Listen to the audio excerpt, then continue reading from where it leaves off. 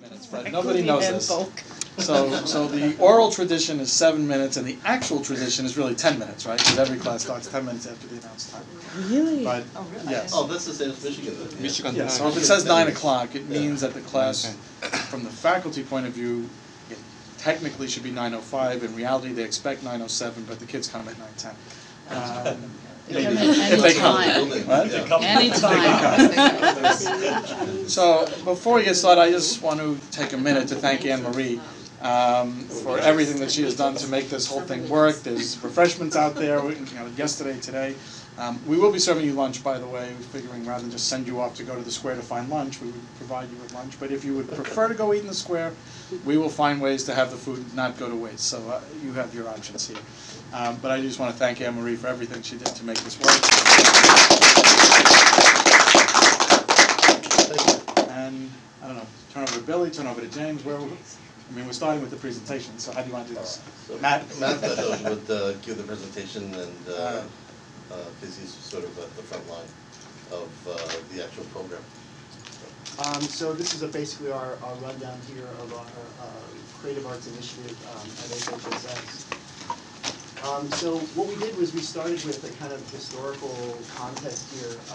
Creative arts in the past being holistic. We were talking about this yesterday, sort of the medieval trivium, quadrivium, the art sort of lumped in together with other academic disciplines. And in the case of Chinese history, Confucian arts, 6 arts, sort of grouped together. And then there were creative arts guilds, specialization.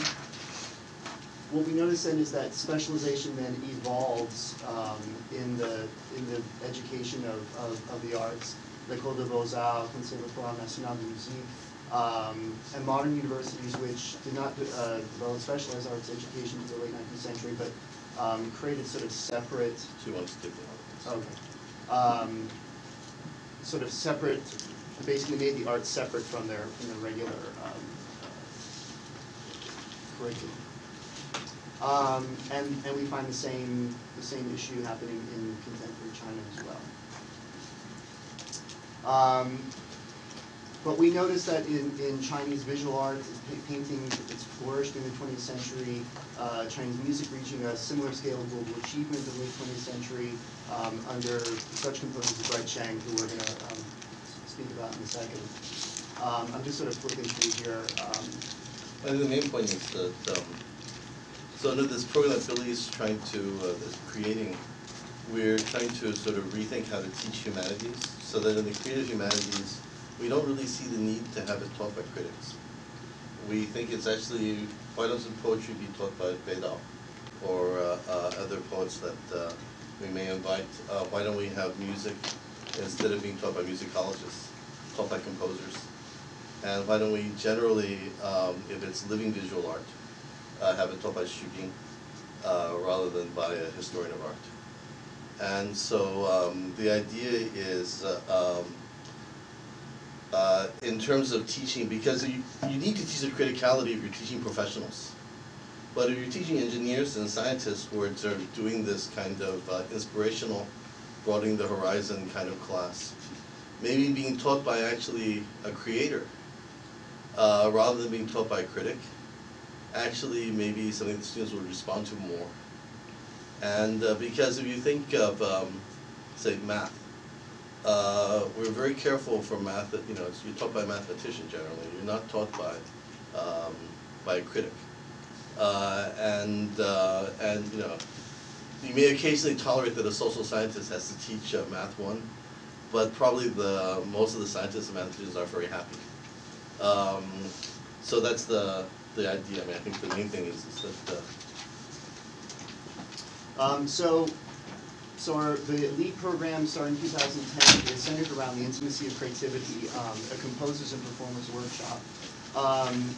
Just to kind of give you a little bit of background. So in order for students to understand how creativity works, and in this case, practice this research embedded teaching, having composers teach these courses or demonstrate how creativity works.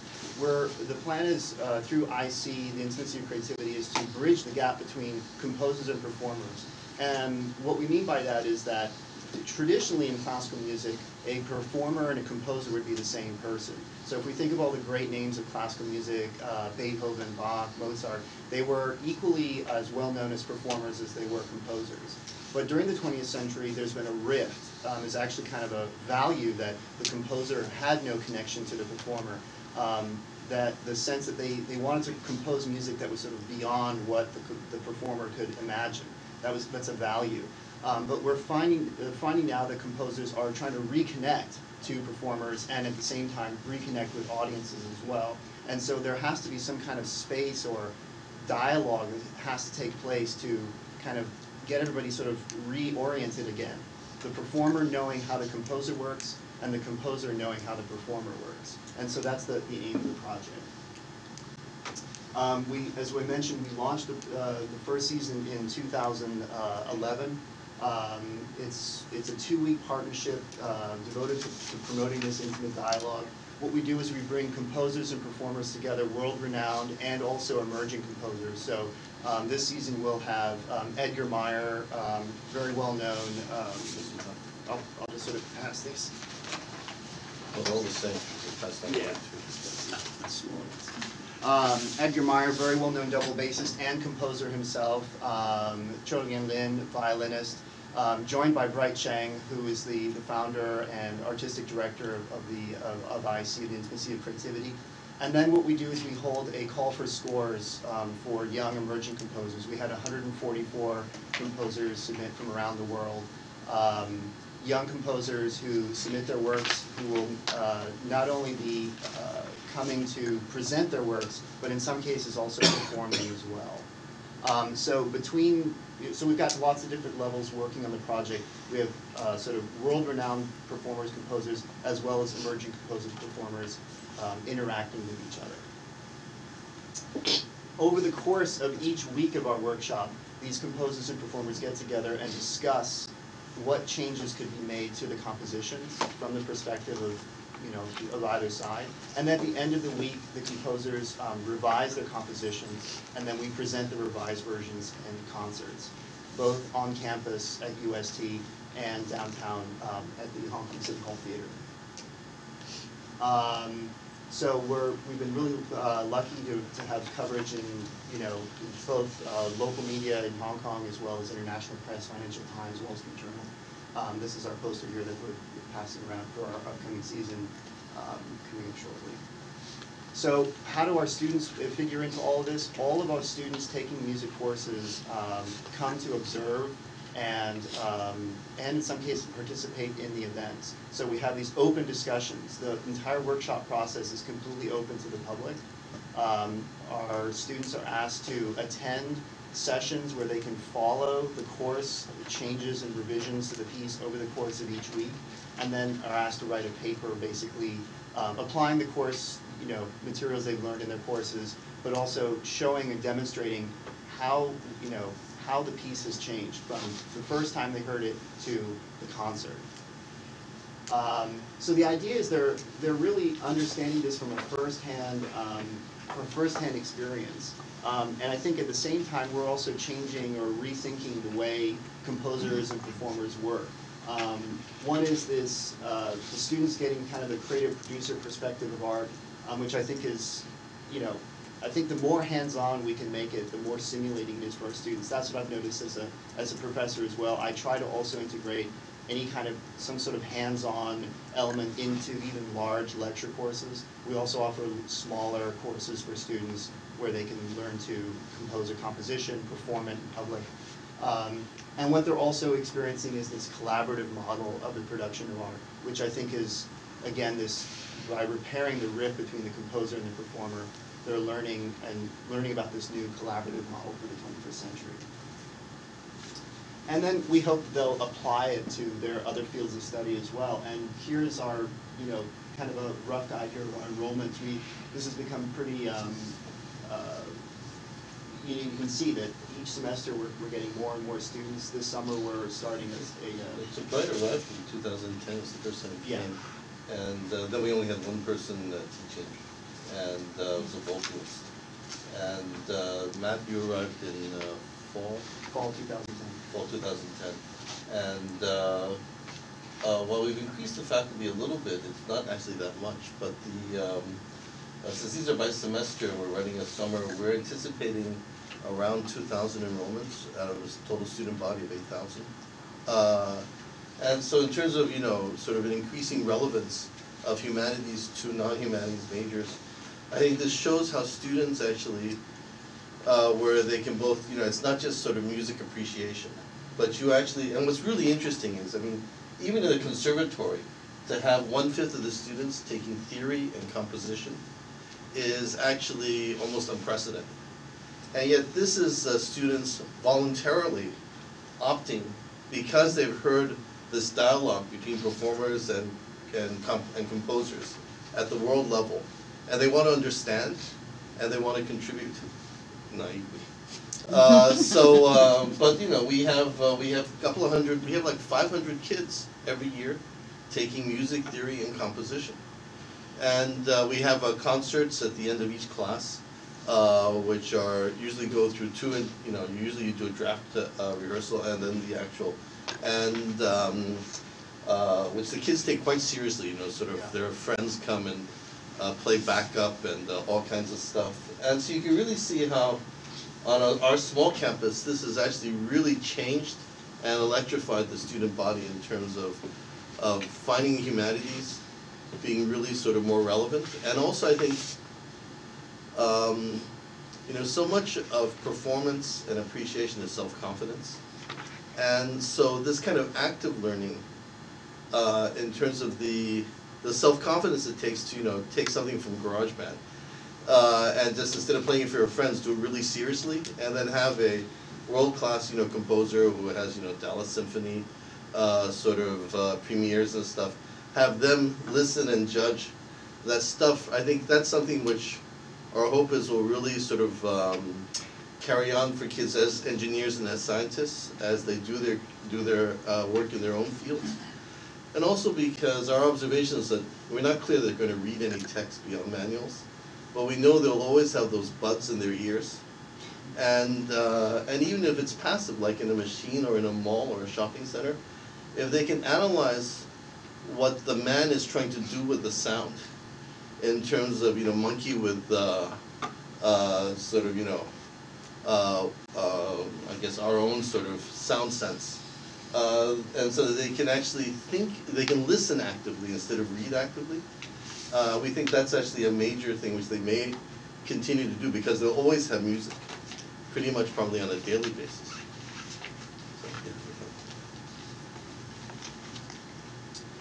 So we're seeing that students start with appreciation courses and then choose to carry on. So I've got some students who are taking, almost sort of doing a music minor in a way, three or four music courses that we're offering. So we see a lot of student enthusiasm. And we hope that, again, that they're taking this to their other fields of study. We have, in some cases, students who are very talented, and after they leave UST have actually decided to become musicians. Those are very few.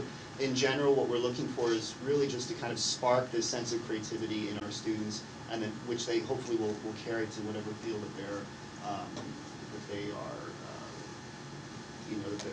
that they're in at UST.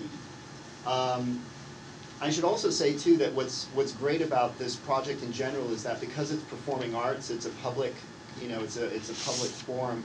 We're also helping to improve the university community as well through these concerts. So I think the students are learning about the arts not just in our classrooms in these courses, but then through the concerts, through lectures, through this kind of creative stimulation over the course of the whole academic year. They really are sort of immersed in the arts, much more than I think a lot of people would probably know at a University of Science and Technology. So one actually new initiative is the Music Alive concerts.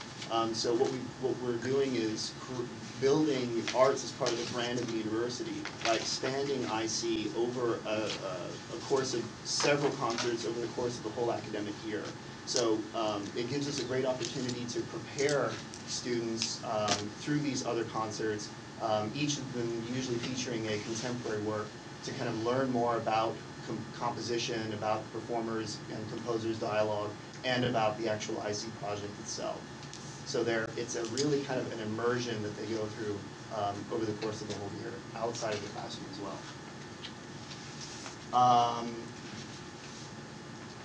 Some of the stuff we've already covered, but basically I think that's essentially what we're doing in a nutshell. I think the biggest thing I notice, or the biggest change I notice in students, is that they begin very timid in the class, but by the end of the semester they're much more participatory, they're much more open, by the end of the semester. So I think even just from a behavioral standpoint, we're making kind of a really big influence in students' lives through these kinds of this kind of creative stimulation. Matt, is it up to the student how much they take, or is there some minimum level required? It's arts class 2. Well, you can take up to 2 as an option within the Common Core, but the fine arts classes are not required. So you could do math, you could do science. If they're required to take one arts course. No, there's no requirement There's now. no- Now there's so we broke off. Originally you had this category, arts and humanities. Then we broke arts off, and so now you only have humanities, social analysis, and then arts became one of the options because we calculated that actually we would max out better this way, but I think it's working so that even though it's an option, because they're already taking our majors in engineering and science are over manicured. So we have 4 professors of circuit design and stuff. I mean, so they already take so much because in the previous system, the way you justified increasing hiring in science and engineering was to add more courses to majors, and so they seem to view these things not just as an outlet and as because they had that before, but I think this is sort of something they're responding to much more than the previous vocal music that we had when in 2009 when I arrived. Yeah. How many of the students come in with some music background already, and how many are completely new to music and just excited by the idea? So the one fortunate thing we have is there is a culture in Hong Kong of many students having taken piano or violin when they were younger, but only up to a certain level. So it's actually really funny. I mean, those students who have music background all have it up to a certain, literally up to a certain level, because we just made them more competitive to get into better high schools when they were younger. It's a pro and a con, because I noticed that some students then, because they were forced to take music, have sort of shunned it, haven't been to a classical music concert since. And so we do have to sort of reorient them. 60% had never been to a concert before. Yes. Yeah. You have some statistics about that. Yeah, I mean, it's a lot of students really aren't going to classical music concerts or really any sort of live performance concerts regularly at all. So 60% said that they'd never been to a live performance concert before they showed up at UST. So they're forced by their parents to keyboard or scream, but divorced. It's like a Chinese badminton class. Instead of playing badminton, you repeat the stroke of getting this thing over the net 500 times, and you don't enjoy play. Yeah. Yes. To what extent do you think that in sort of switching from a sort of criticism-based approach or I guess appreciation-based approach to a theory or composition practitioner-based approach was helpful in the HKUT setting because of the, slightly less difficult linguistically? In other words, theory is, I feel like, maybe easier to, I could be wrong on this, but it might be easier to learn theory rather than reading criticism if you Yeah, I don't know if that came up. Yeah, Yes. I Yes, and actually, this is not really exclusive Okay. to one another, right? So the student also, some of them, right, are also taking the theory or some sort of history appreciation thing. So I mean, these two things are not really exclusive to each other. But I mean, of course, depends on the background of the student. Right. Some students may already, have done, piano for 10 years, and some may have none. So I think it's a combination of these. Am I right? It's Well, not exclusive. Our observation was that MIT had a music major before Harvard, because there was this idea somehow that music and math were somehow supposed to. I have no idea if there's any empirical evidence, but many societies somehow have this belief that music and math go together. And I have no idea if anyone has actually tested this to show whether it's. Do you know?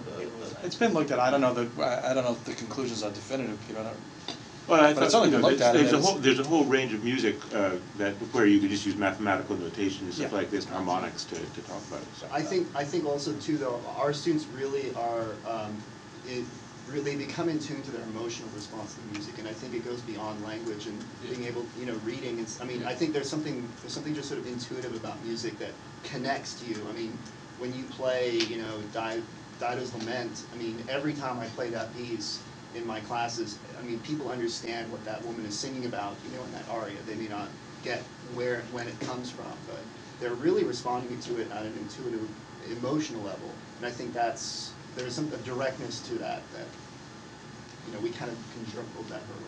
But think about in Hong Kong, like the kids usually start learning piano, some sort of piano when they are 2 or 3 years old. And I was one of those parents, with my daughter there in the music room. And I was amazed like how they start teaching them the time signature. It's probably a flexion. I mean, I could totally see the strong connection between, the math and music. They really learn the tempo and the fraction, quartet, whatever. And indeed, to be honest, I started learning piano last year. I've never learned it in my whole life because I come from a very lower class family, and having a piano was a luxury in my generation. So I decided, well, if the undergrad are doing that, I should do it as well. So, one of the things I think that you've touched on in the beginning with the problem with the areas of the arts, why do we teach? Why do we have professors teach the history of the novel rather than novelists teach it? Why do we have people teach art rather than artists teach it? And so you make a very persuasive case here in the case of music. How is it extended? I mean, James, you mentioned, well, why not have Beidao teach poetry, right? Why have somebody who studies poetry teach poetry? It was in the plan, and then he had the stroke, and so yeah. But we will be having. We are starting this summer with the Chinese Academy of Art, engineering design sort of class where we're planning to have basically again design, but being taught by actual artists. I mean, one comment I would make is that not all artists are great teachers. Right. Yeah, I and mean, especially if they Jubing don't know is language. perhaps the one exception that, I mean, he's very well established as a teacher. And some would say his career as an artist has suffered as a result. Right, in other words, you're trading on past achievements. So the question is the replicability of the model, because artists who teach are not artists necessarily who are at the top of their game. And this may be different in music. I'm completely ignorant about how the music industry and classical recording, I mean, one of the things that began to split the performer and the composer was the possibility of recording and transcription, which then could be replicated by other people, and in some ways it was a more democratic moment. So I'm amused and intrigued by the idea that this critiques the lone genius, because the lone genius is being brought in as a better teacher than the ones who don't do. So I'm just pushing that a little bit, because the university is filled with people who are actually perhaps trained as teachers and not as doers, and this is true of the engineers as well. You know, you don't have Arup teaching structural engineering because his firm is too busy building all the buildings in global architecture around the world, right? So you have this tension inherent to the university, and this is a fantastic program. It's bringing it sharply into focus. But it's actually true for engineering, I would submit, as much as for music or poetry or. But like in the, so we're trying, in terms of, you know, overtraining the lone genius, we're trying to make a lot of these, the visual even will be project-based. Right. So Team. Shibingi has this idea of, you know, he says the first half of his life was creating art, you know, symbols that had no meaning. And then he wants the second half to be, he's collected the world's sort of signage, and he wants to make that into a kind of unified arts project. Yeah. But where it actually has meaning. And so we've talked to people in graphics, in visuality, in consciousness, about sort of working together, because the problem is like in a sign. So in a language, you actually read the top, you read the outside, and you read the top part of the orthography, and then you sort of induce the rest of the meaning. But when you read a symbol, actually everything is concentrated in the middle. So like if it's a railroad crossing or children crossing or a four-way crossing, it's not on the outside, it's in the middle. And so he has to, so there's a combination of visuality, consciousness, art, and then the same thing with the design. We're actually doing toy competitions because Hong Kong wants to rebuild the toy industry, and then we're various companies sponsor projects, and then so the idea is that these will all be collaborative, therefore, and there'll be the lone genius will also have postdocs and grad students as working together, and a huge workshop. Yeah. Well, is there, as you move in this direction, in the arts, but in other fields perhaps as well, is there a place for historians and critics anymore? This is art. You mean for criticality? Yeah, no, for historians of art, for art criticism, things like that. It's very And different music. because the thing is that I mean, historians of art. A, I mean, this works only for sort of living art, right? So it doesn't work as well if you're teaching the past. And then B, the point is that if you're in the department of a history of art, then you have a responsibility to the discipline to transmit disciplinary knowledge and to train people that replace you. But in our university, one of the, it's sort of very two-sided, because like at Caltech, we're 50 people. We won't grow from 50, so we'll never be able to sort of create a PhD program in standard history of art. So since we can't do that, we sort of, we take that and try to flip it in terms of what we can do that other people can't do, because we have no responsibility to. Let me push back a little bit on this. Yesterday we talked about the relationship between being a good writer and being a good reader. Right? One of the implications of that is that that writing in the present or making things in the present does not have to be, but can be usefully connected to traditions and pasts and the cumulative cultural past, right? But it doesn't have to be, right? I grant that right away. You could want to have really strong breaks and discontinuities, but that's a choice that we make, right? But it's hard for me to think that the composers that are coming in are people who are disconnected from past music, or the musicians. Yeah. Actually, I say, the program offer also appreciation, right? Theories, appreciation. Yeah, maybe it's useful to go back to that graph showing the relationship, because there are far more people taking the appreciation courses than taking Exactly. theory and piece of come with courses. that. But people taking appreciations are also the students that are attending the, those kind of workshops. So in other words, what I'm saying is we are enriching the whole. And spectrum who of teaches the I think the appreciation doers, courses? but not just the I do. composers. So I mean, as a composer, then I teach my appreciation course, the Beethoven and Bach, from the try and use this performer-composer dialogue to discuss the history, from that standpoint. And I also try and make it hands-on as much as I can in the lecture setting, so that there is some. They think of it really as a living art form, even in the past. That I want them to understand the piece, what was going on in the composer's lifetime, what was going on in his or her, the whole picture. And then the whole thing gets reinforced when they go to the workshop, the IC workshop, because then they actually get to see the living composer, the living performer act out this dialogue, and the revision process take place. So I mean, what's great about it, we try and integrate this kind of idea into all of the courses. So, this composer-performer dialogue, the understanding of creativity, pieces of that are in the curriculums for each of the courses. Okay. Yeah. So this reminds me a bit of Tom Kelly's First Nights. Right. Maybe you should say something about that as a course, because there's a parallel there.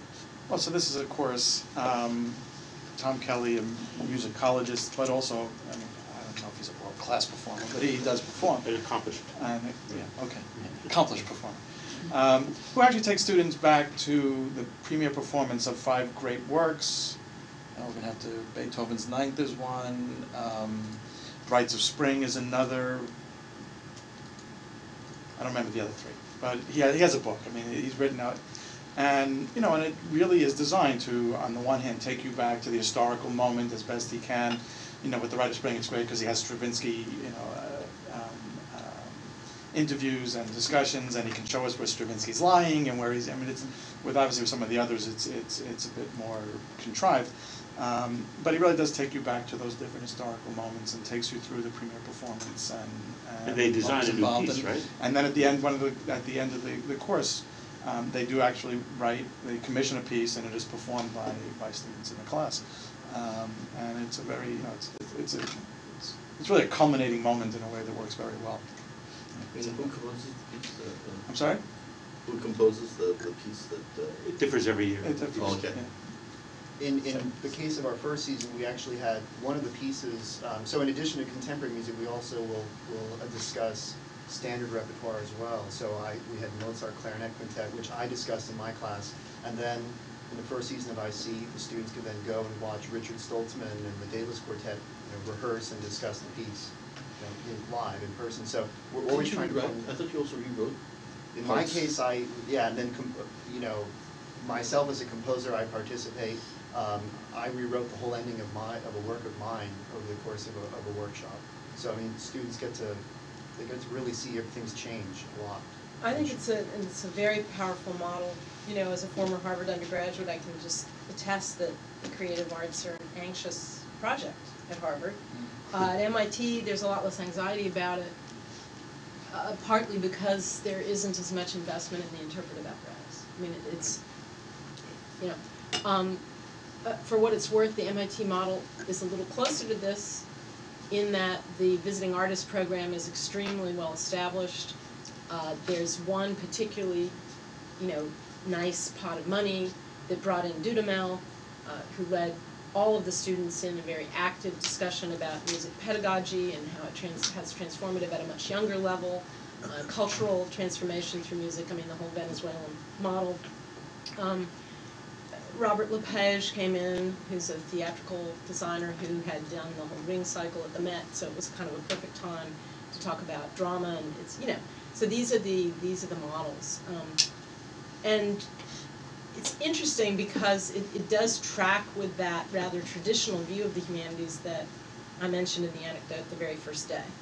In other words, it bothers me sometimes because it's so recreational, right? It's so kind of, let's go out and have fun.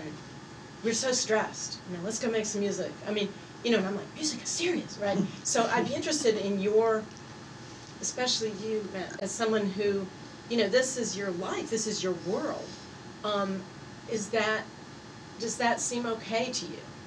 Do you feel that you are gaining future consumers of the music that you want produced in the world? Do you feel, in other words, this is the tension I feel as a humanist at MIT. Am I just, the traditional humanist window dressing, right? The traditional princely entertainer, right? Where the real business of war is going on over there. Or is there something more deeply transformative that you're trying to get at? And this is sort of what I'm interested in. When you talk about intuitive and emotional response, I'm very interested in this.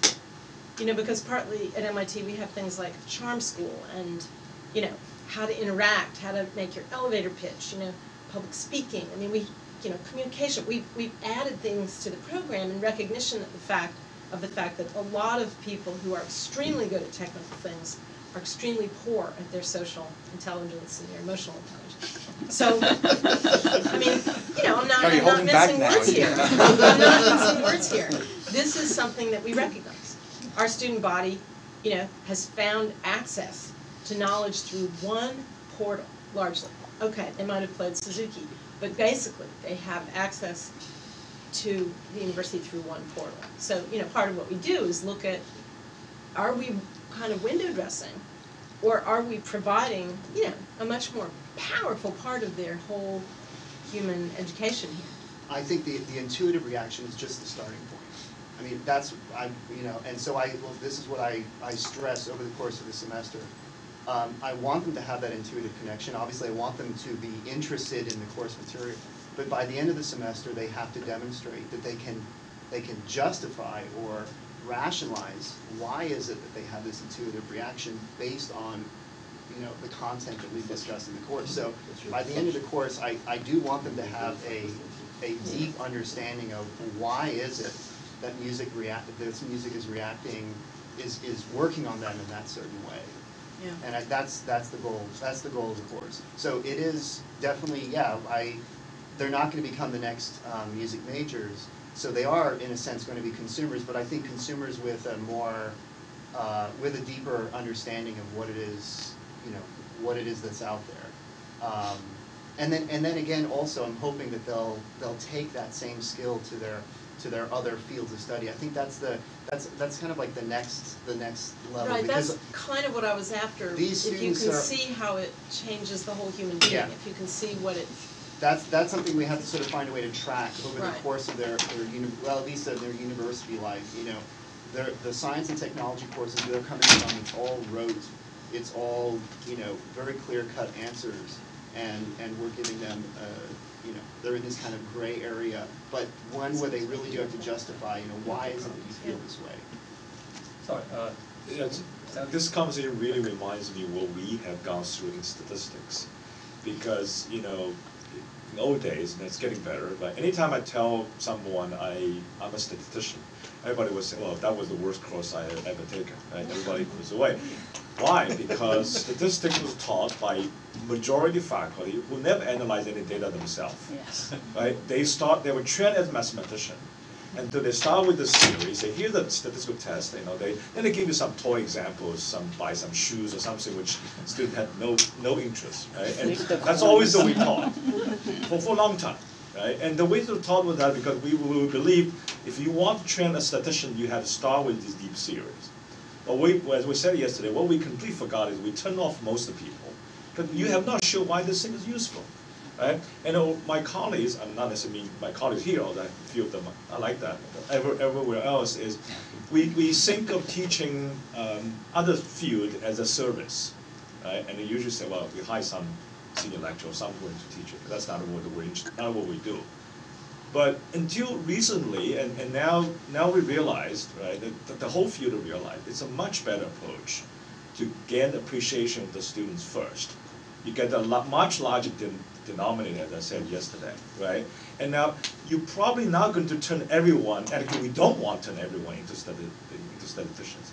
But when you have that a much larger base, you actually have a much better chance to get people who will say, well, this is interesting. I want to study this. Right? So one of my colleagues, Joe, his course is so successful. He's teaching a probability course, not even statistics. When he came here, the course was 80 people. Now it's 330. And he made it one of the hardest courses at Harvard. And it's still increasing. Why? He started with the promise to say, okay, everybody do Google, right? Everybody do Google search. What's the model? Well, how did they do that? How did they instantly get the thing you want? Right? Then immediately the student find that's incredibly interesting. Then the models there is actually very complicated, all the micro-chain, all the stuff. If he started with this theory, it's going to take a forever to get there. Everybody's going to come over. But he started that way, and he made the course very rigorous. And the reason I know it's very rigorous is because the Harvard undergraduates, when they're freshmen coming, they will writing articles about, what courses, they would tell students, all the fellow students, say, what courses you can make like a 20% effort, get 80% of the, grades, right? But then they tell us that there are a few courses which are very hard, you have to put in all the efforts, but it's worth taking it. And, Joe's 110 is one of them. So I say, that's endorsement. He has a reputation. So it's definitely, from what we have gone through, I think it's a great approach to get the students' appreciation. Then you can actually go deeper. Then you can, once they're excited about it, they want to learn this thing. So I think it's a very powerful approach. You actually get more, most of my colleagues are now convinced we get actually more people get into statistics. One of my best students at this moment was an undergraduate student, right? And he came in, he wanted to study something else, but once he took that course from Joe, he said, now I'm hooked. And lots of students come to me and said, Xiaoli, the only reason I become stable concentrated is because Joe's course. They literally told me. So we just had one faculty does all this. Now we increased from a single digit to 3 digits. We have like over 100 concentrated now. And mostly through just one course. So it's a very powerful message. Every department should have one course that works like that. No, exactly. You just need one single This one course. It's just amazing how much you make that. I think it's something like, of course your knowledge is important, right? Because whatever discipline, statistics or computing, the knowledge. But then the question is how the student can acquire the knowledge as a living knowledge. Something is living, right? Because a life in whatever it can be classic, but still can have a life in it. So I think that is not just the passion of the person who's teaching, but also, for example, in this case, it's really somebody who have turn that into a living knowledge that can have a transformative experience in the students. Now, once that happens, the transformative experience happens, then actually the students' idea completely change in education, exactly. And that's the only way that we can somehow change back that. And of course, I won't say humanities is the only subjects that can achieve that, but definitely humanities is very good at doing that, or transforming the person. If we can do that, if we aim at doing that. So I think this program for us is really started, as you can see, the music is the first program that actually James kicked off, and it's only 2010, so we are somehow accumulating data. Now, of course, we are saying that we're aiming at all these transformative experience in the student, but we need to have some data to prove that. So Matt is always collecting data, how to show that actually something is happening. And in this case, actually, we are addressing the creativity, I would say, urge or intention on the student's part. But on the other hand, yesterday we were talking about cultures and values, which is more addressing to the students' deep reflection on their own values. So these are the kind of thing that we are doing. We hope to launch something on the creative writing part, and we are planning for that. Beta was one person, but could be other people as well. But creative writers, the doers. Also maybe a combination of doers and critics, and put together, and then so students can see it in a more holistic sort of dimension of the process. And arts is another dimension we are looking at. We have arts historians always teaching this kind of arts course, but then we want to bring in the doers, someone like Xu Bing. But then it's not that easy, as you just said. Not every doer ready to have the time and energy to be a good teacher. To be a good teacher actually require a whole lot of commitment apart from the profession. So I think we are still trying to plan a model that can that can make it work for the arts. We haven't Well, come the to model of the conversation is very powerful, and the model of the workshop is very powerful. Right. Short bursts of activity that Right. culminates in a creative Right, product. right. This is very powerful. Yeah, that's what Xu Bing was saying. That's the kind of thing that we are thinking of. But we haven't put on the drawing board yet. But hopefully next stage, another 2 years or so. Sorry. So one of the major changes that's coming to humanities education here, it will intersect with Gen Ed, although it won't be precisely, it won't be, well, I'll forget that part. Yeah, one of the major changes that is coming is I think, in many ways, humanists are recognizing, I would argue a little late in the game, that unlike in music, of course music is humanities, but unlike music, certainly unlike math, other things, those of us who work in text anyway have always assumed, well, everybody can come and read a text because everybody can read, right? So we never really gave a lot of thought to what are the appropriate entry points, especially schools that didn't have that, important works or great works or whatever, kind of curriculum. And so we're looking to develop a series of courses that will be built around the art of reading, the art of looking, and one of them is the art of listening. And it will involve some of what we would normally think of as music appreciation, the great works of the Western and I assume the non-Western canon. But we'll also look at not only music but sound more generally, and having people develop a better sense of themselves, as sonic beings or auditory beings of one kind or another. Looking at film scores, television, scores.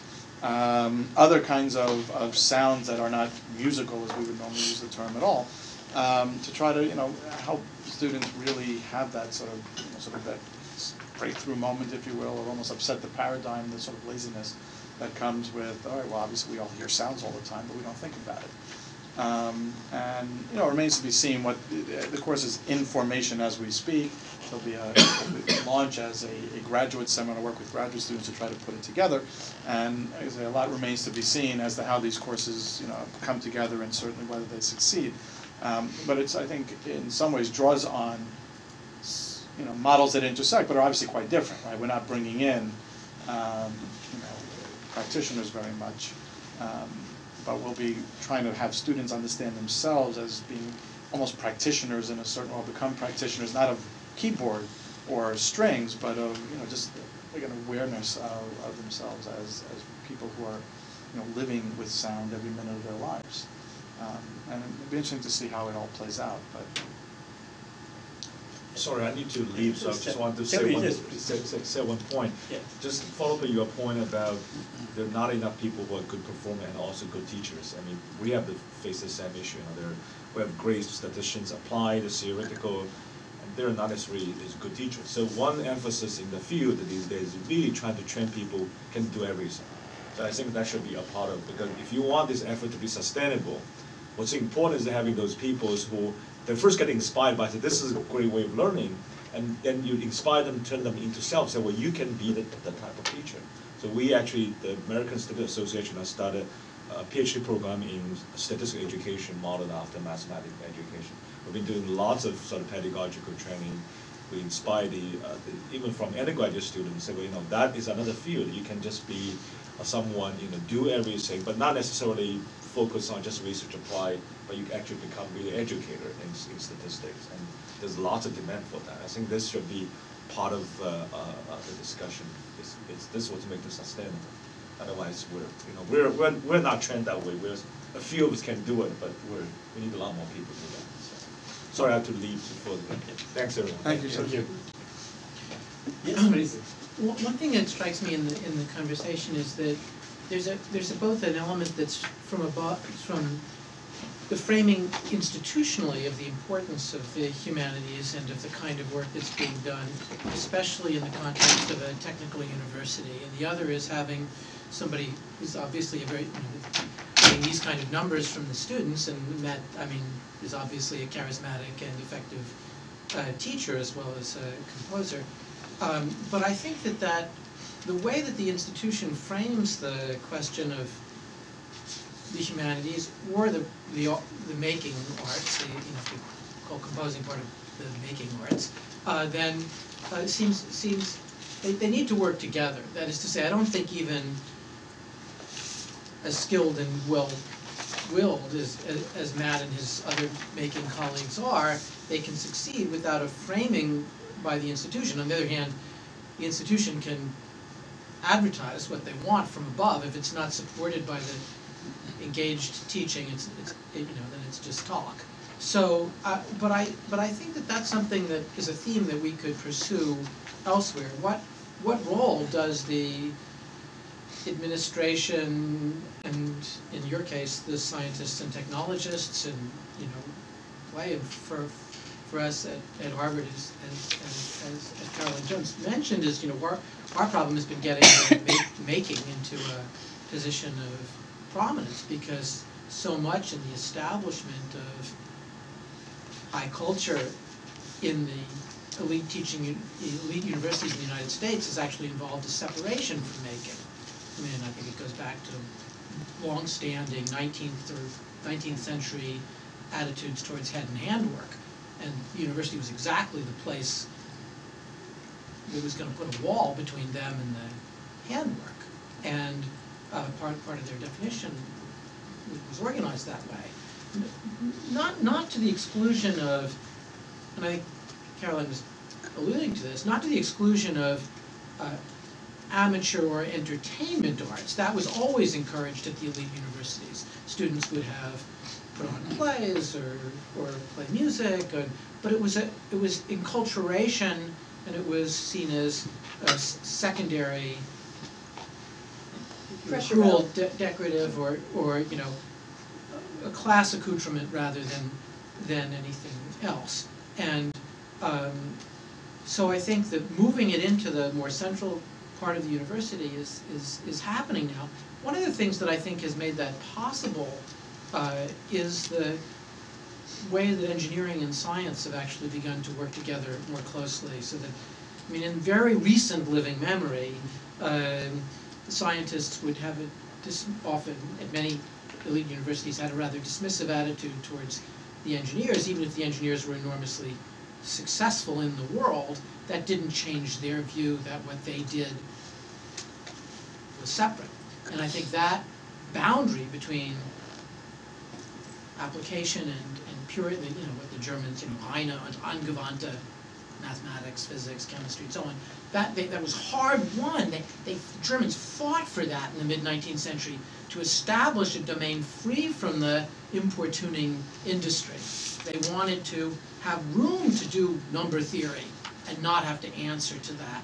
But now we're back in a more organic relationship between the application and the pure, and I think it's actually created some space, especially around the digital arts, and the students are very interested in doing other kinds of theater and film and sound art Dance. and other things, dance, and they want it to be integrated into the credit-giving, accredited part of the university, and not just as a side issue. So Harvard's making a theater major, and there's a lot of it's begun.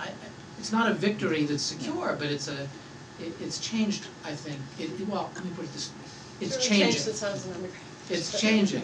Yeah, when we were undergraduates, it's interesting. Harvard turned down money to have them create the making arts done at Harvard. I heard people say things like, "Well, we're not going to teach auto mechanics at Harvard, are we?" So I mean, there was a real firewall designed to protect something, the memory of the sort of species memory of the mid-19th century. I mean, the economics doesn't teach accounting, right, at Harvard. Right. You can't take an accounting course at Harvard. Yeah, not at the business school, not at... We won't give you credit for it. Actually, the only place you can do it is MIT, and that's a byproduct of the consortial agreement. Right. Like, nobody ever said you can have credit for this course, except that the way the consortial agreement was written, it didn't exclude anything, so it counts by sort of inertia. But no, you can't take accounting for credit other than through the MIT back door. Right. So the interesting split at MIT, for what it's worth, is between the substantial infrastructures of pressure release, entertainment, recreation. So a lot of budget is through, student life, campus life, blah, blah. This is where the visiting artists' money is placed. And then there's a seemingly separate narrative you can major in music, you can compose it, you can perform it, you can major in theater, you can major in visual art, you can make things. And so it's almost codified in the logo, which is mens et manus, head and hand. So it's exactly what Peter was talking about, and we just live with this schizophrenia. And what we do is try to have constant dialogue from both sides, from the faculty who are committed to the highest level of both production and criticality, and I mean, because I agree with Peter, it has to come together at the highest point. And then the faculty who are teaching glass blowing and clay making, who just want money and materials and a basement room, right? And they really feel separate, but we kind of keep trying to talk together because there are places where they might come together. And you know, we look for these extraordinary individuals like Jubin. I mean, this sounds like an unbelievable project. And I could talk to you offline here about, you know, other artists who are working on these universal sign systems, and, you know, but the histories of that would be very rich. I mean, help the Hong Kong students understand about the separate areas of the brain that read ideograms versus, you know, syllabulary languages. Help them understand, you know, Otto Neurath and the isotype and dreams of socialism that would be accomplished by graphing, you know, making visible the power of the state. I mean, incredible ways that visit for a week could be tied into a year-long curriculum in the other humanities. I mean, that's what we try to do. We try to somehow synergistically connect these things to knowledge production at all different levels. But I would say where we fail is, in some ways, figuring out how to integrate this beyond the lead practice, right? We give credit for dance courses. We give credit for performance and composition. We give credit for filmmaking. We give credit for all kinds of practice. But it's, you know, these are by application only type concentrations. These are limited to 10 people, 12 people, whatever they are. You know, people have to demonstrate skill before they can actually do any of these things for credit. And where we've failed for the most part, I think, is figuring out a sort of general education model where you can integrate performance or dance or whatever it is. I mean, actual performance and making and doing. I mean, yes, we have a lot of, increasingly, Peter, you're one of them, Laurel, you know, working with collections, touching things, looking at things rather than looking at pictures of things. We've gotten that far in some sense, but actual doing, making, that isn't limited to elites, however those are defined within the elite university, right? That is the people who have these demonstrated talents. Well, part of that we haven't figured out how to do yet. Part of that is a practical question. We did at one point have a general education photography course, and the way that worked was by having a group of very talented young photographers who could teach the sections, because you can't mass teach the making, the plastic or so photography, we do have a model but that for. means having, if not an MFA, having some kind of training, so you have kind of an upper level, some mediative structure between a professor and a large group of students that can help break this down into groups of 10 or 12 and actually do that detailed crit that's necessary to develop the making. And I don't know how Matt would, when you know, if you're trying to do performance, you personally can't teach 800 students how to compose one by one, right? You need some kind of mediative structure to help you with that. As a team to. Yes. Well, the composition course is smaller, usually around 20 students. The theory class is actually about 80 students, but then they're broken down into tutorials where they, right, you know, they learn these skills. The other point I was going to make, though, the head and hand thing, isn't that sort of, are we sort of blurred that together? I mean, when somebody's, you know, if in the sciences. Yeah, I'm just supporting that historically. No, I mean, that's I'm the thing just to throw that out At there. MIT, there's a shared anvil. Yeah. They have a shared anvil between them. I think now, because of digital media, like, you can create a 3D model of something as you're sort of devising the theory, and you're working within this 3D model. You know, I mean, it seems to me that the hands-on, you know, the digital media seems to kind of lend itself to that that approach to learning, actually. So one of the things which happened at US2, which was unusual, was before we started this program, we had to go to the university academic equipment fund, and we had to ask for about 10% of the entire university academic equipment fund. to buy a large number of Steinway pianos. Because if you're going to have very high-end people, they need a high-end instrument. And 10% for an engineering school is a very significant amount of lab equipment. And I remember we went through the whole table, it was all engineers and scientists, and each person explained why they didn't think a Steinway piano was academic equipment. And then we took a vote, and it was unanimously passed. And so it was very interesting. I think it's because we didn't have this entrenched group of critics who would feel more challenged.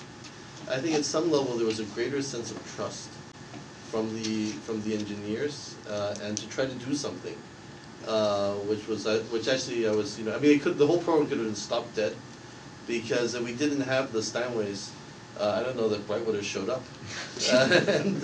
But James, I wanted to add on that. You made a very powerful argument at that meeting. I was not in that meeting, but James was saying, the ones in my whole lifetime, School of Humanity and Social Science requires like an equipment fund, and we need that. And he's talking about like how much is it? Like 1.5 billion Hong Kong. Yeah. Each Steinway was like 64K US. That's a lot, but you made a very persuasive say, we never ask for anything, is that we need equipment, we need that. And that was very strong, according to my spies in that meeting. And I'll say that's what's holding us back. I mean, to come back to Peter Gallison and stuff, I mean, that's sort of what's holding us back on the photography. The photography side, we do have, the history of photography is a big class, but photography itself, we have the model. And a professor who's dying to do it, but at roughly $60,000 a year for equipment, we just don't have any way to pay for that. I know that it's hard to imagine Harvard doesn't have ways to pay for things, but that's one of those things we don't have any way to pay for. And so that's just, of course, it's ready to go at the day the money shows up, but it's not happening. James, are there limits on the extensibility of the model? And I'll give you an example that politicians, defeated politicians, teaching politics, right?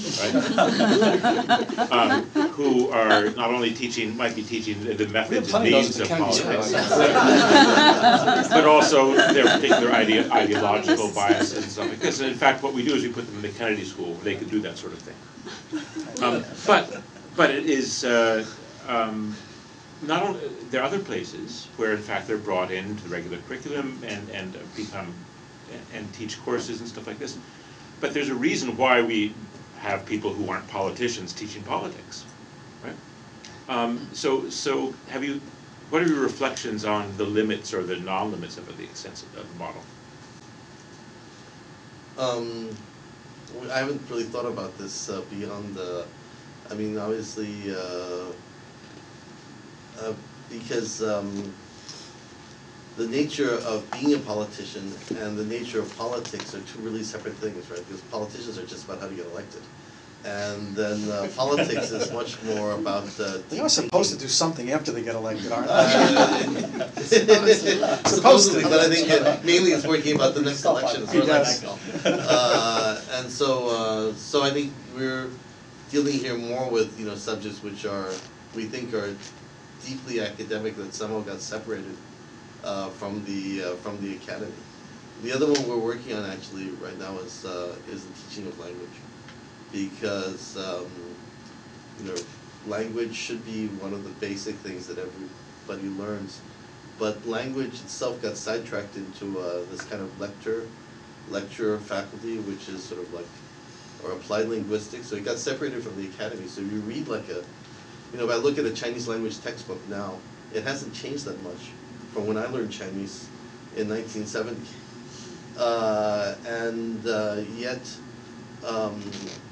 So what we've done actually is that we've now taken the Language Center into our school, and we've started to, Billy could talk about this with his class, we started to try to integrate the language teachers with the academic subject. So I understand this, but if I think back to the late °60s when I began to learn Chinese, and I look at the language pedagogy. 2 years, if I remember correctly. But Fumi can probably speak this better than I can. But the pedagogy of language teaching has changed enormously in these two generations, right? Mm-hmm. And things that used to take hours to teach we've now learned to teach, I think of the katakana in Japanese, right? You can teach that in an hour, right? With 80% retention. There are amazing advances in pedagogy that have gone on. I do take your point that it's divorced from, in many ways, language professionals or teaching professionals are treated as something different and lower in the university, this one too. But the notion that those advances in pedagogy would be provided by just having content people teach language, I'm not convinced. But, last year I taught in the summer at the Shanghai Jiaodao with Byung Hong, and we deliberately restricted the class to people who had only had CET 3. So in other words, these are people who only have the average Chinese sophomore's English ability. And I went through the CET 1 through CET 6 textbooks, which, as you know, are mandated by the Ministry of Education, so they don't change in China from university to university. And what I was struck by was that the texts are incredibly full of values. Usually from some kind of 1960s British American sort of standpoint. So like, one class in CET3, the essay you read for is called What's in a Name? And it's about naming being an individualistic thing.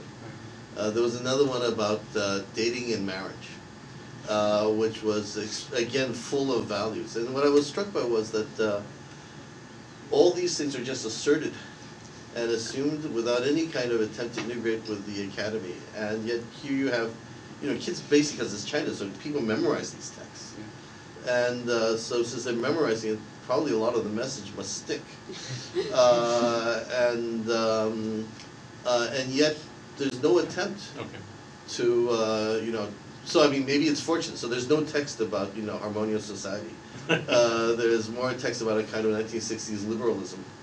But it's, but anyway, I thought that, yeah. Yeah, I think I very agree with you that it's not just asking a content teacher to teach language. I mean, it's not just simple like that. I think that's what I've been doing. I mean, trying together with Sufuni and is trying to develop some kind of pattern or model of deep cooperation between language teachers and the content teachers. Now, it's not just, okay, you do your part and I do my part. It's not just, that's separate. But how to work together as a holistic education.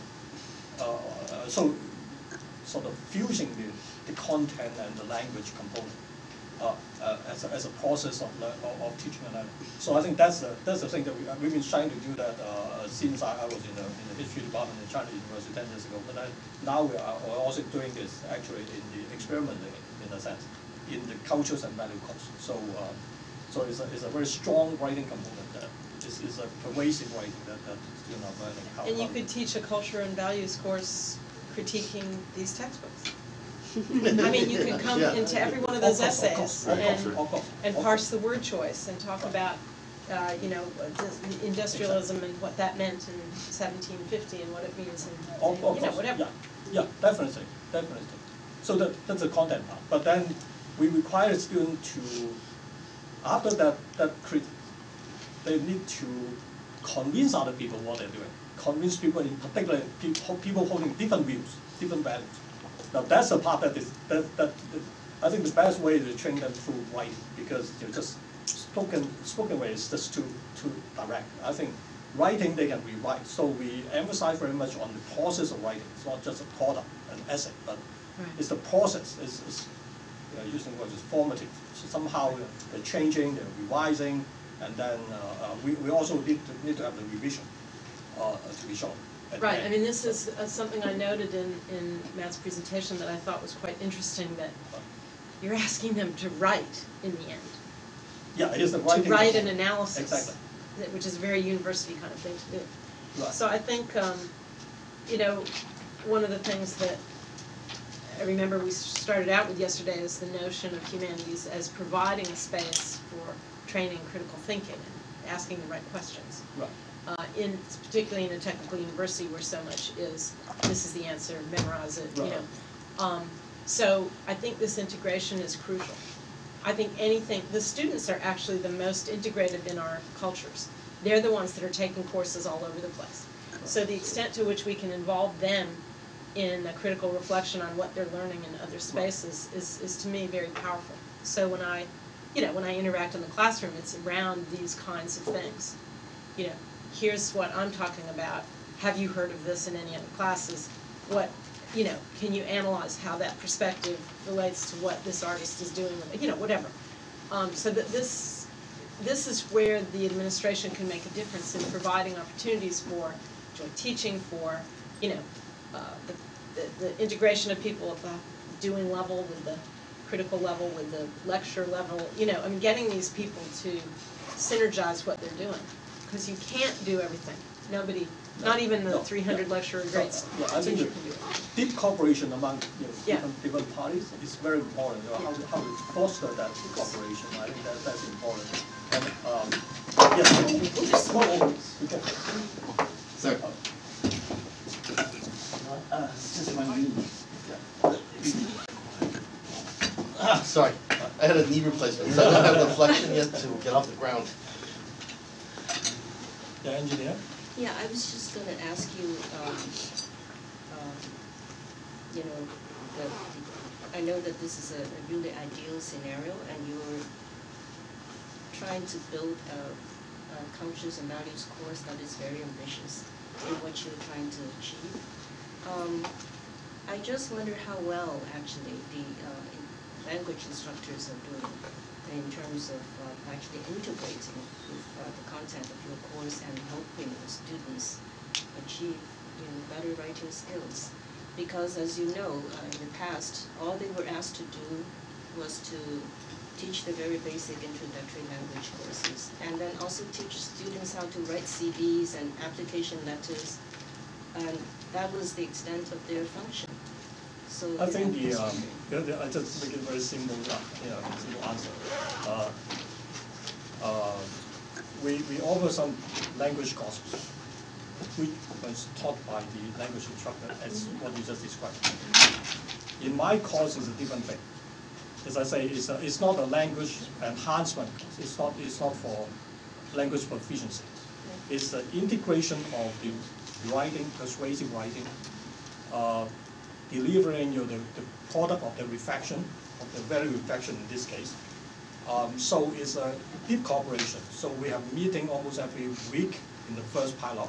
The second part, at least 3-4 weeks, we have a meeting.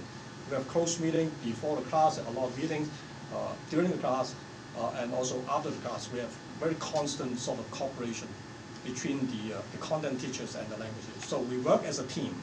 It's not just who is better. I mean, it's integrated. It's the whole teaching team will be working together. Now, of course, I'm setting up a model. It doesn't mean that everybody will work. Different teachers will work in a different manner according to their philosophy and their personality. But I'm just trying to work out some kind of model.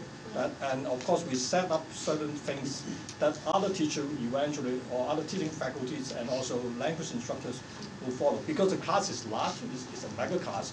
So actually, we involve more than one language instructor, and they will change, right?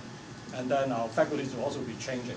So in other words, I'm trying to set up a model where when different people, different personalities, different backgrounds comes in, they have the space, they can excel in whatever way they want, but still within a framework that they can compare with one with the other. So I think that's the idea. But I think I'm not saying that, of course it sounds very ideal, but then it doesn't mean that there's no obstacle. You can imagine, I mean, when we talk about all these things, earlier we talked about the institution framework.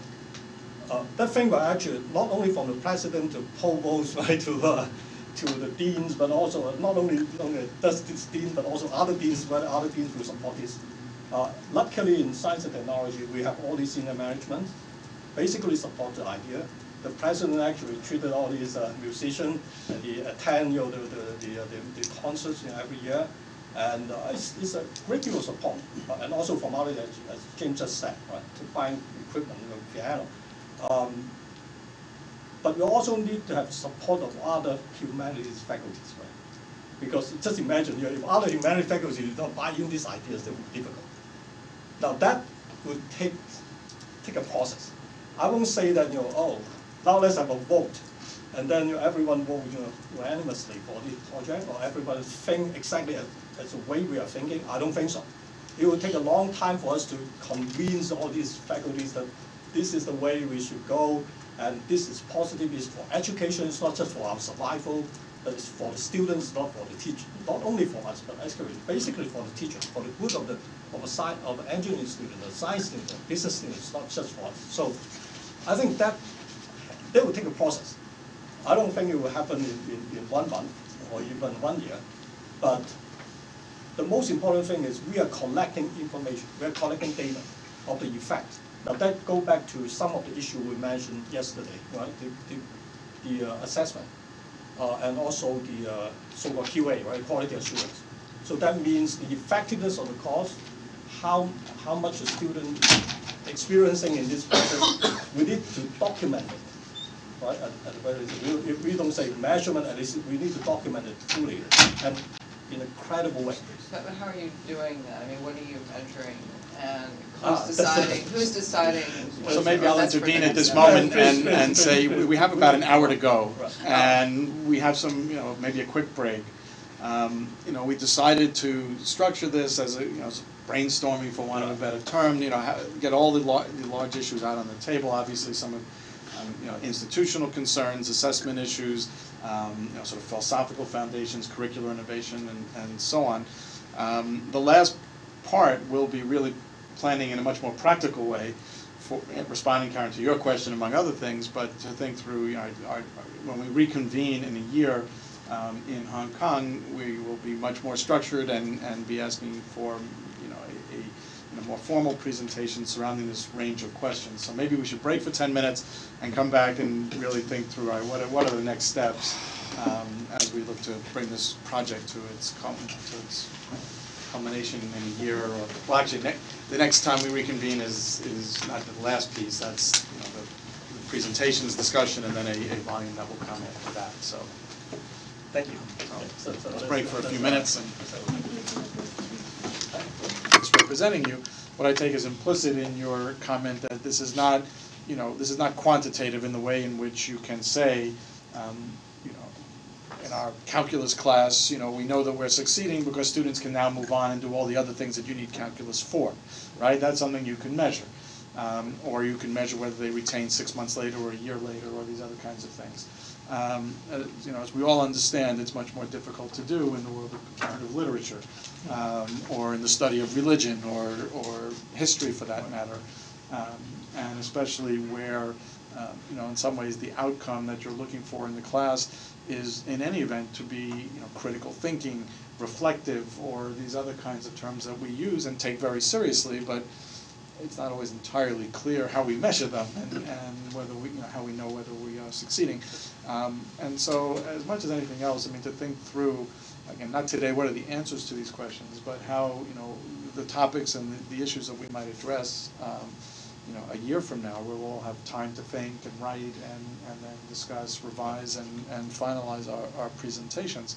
And really think about these sets of questions. Again, not exclusively assessment questions, but that's in many ways the core of what each of our institutions, or all of our institutions, Carrie has left, but MIT is represented here, and the Chinese University as well. What is it that we are trying to accomplish, and how can we make the case that we are accomplishing that, or that we need improvement if that's the result.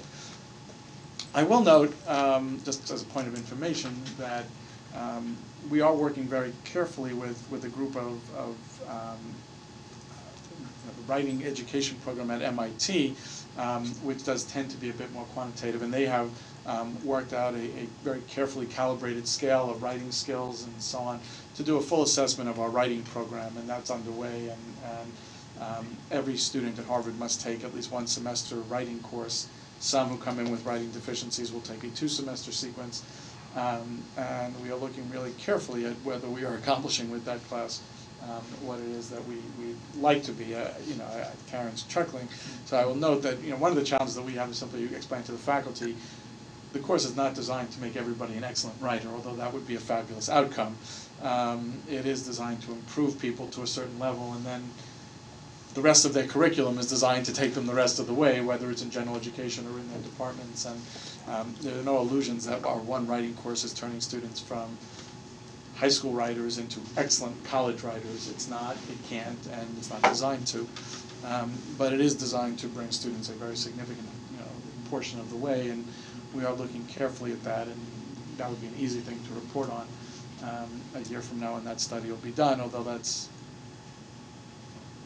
not hardcore humanities assessment. Writing is not, strictly speaking, in the humanities or the humanities alone, but that is something that will be easy to talk about and get hear your reflections on as we move forward. But I'll turn the rest over to Billy as he can guide us through how we we think about the next stage in this. Yeah, just sorry, just following what you just mentioned about the so-called quality assurance kind of thing. So how to know what we are achieving, how much we are achieving, and so on. It's not only something we're answerable to those agencies, but also to ourselves as educators, and also to the students that we are ultimately responsible. So I think that's the positive side of that. At first when I come to this content with quality assurance, I was like, my God, what is this? But then of course it's a positive side of that. I mean, apart from all the negative feeling about it, I think we can turn it into a very positive thing. It's an issue that we cannot run away, because it's most difficult thing is when we talk about values or about creativity. A lot of these things are in the affective domain of the students, which is more difficult to test, to even measure, or whatever means you measure it. So I think it's something that we can move on and try to think about it. In my course of cultures and values, I designed a range of different dimensions to look at as an outcome. So some data are generated from the students, some are from other independent sort of so to say observers and other things. So apart from the standard student evaluation, so the approach is there are the two approaches. One, multiple sources of data.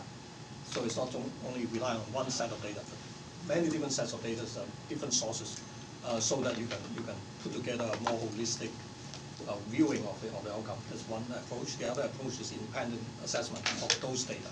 So we invite external advisors to look at it, or people outside of our humanities division to look at the data, or outside of the university to look at the data.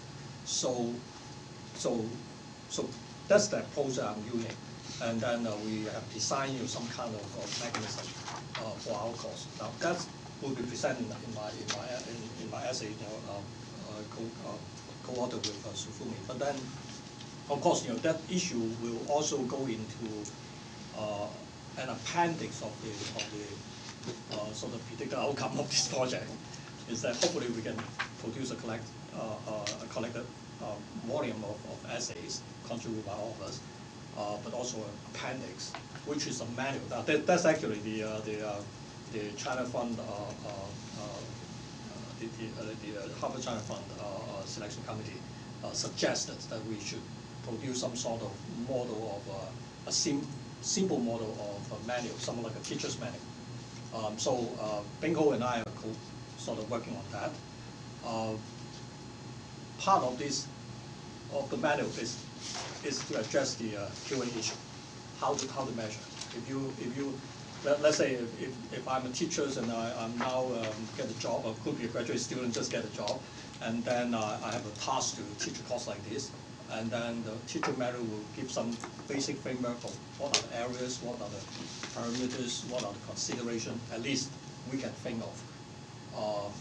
We'll produce the draft, and then of course you all put in your input, and then we hope to enrich that.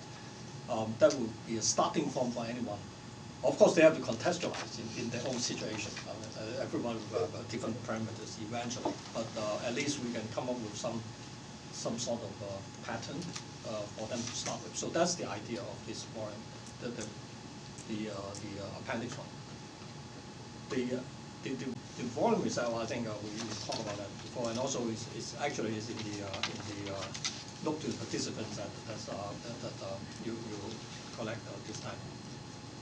It's meant to produce something in writing, a sort of how to say, including our reflections individually on either the more philosophical end of the issues, or the more practical experience or reflections ourselves, of our teaching experience, or how do we feel, what are the problems, what are the things that we need to tackle with, and so forth. So I think this is a whole range of things that we can decide in each of our essay.